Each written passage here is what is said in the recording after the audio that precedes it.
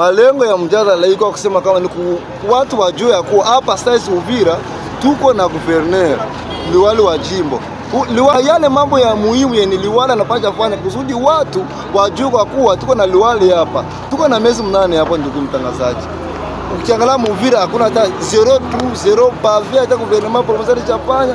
Mimi kama vile jeune na niko na conscience kuona kama Uvira iendelee tuite watu wajue kama hapa tuko na kitu kikubwa na kile kitu kikubwa kinatumika hivi na hivi na hivi. Watu wajue malengo na maana ya kuwa kwa guvernera hapa Uvira.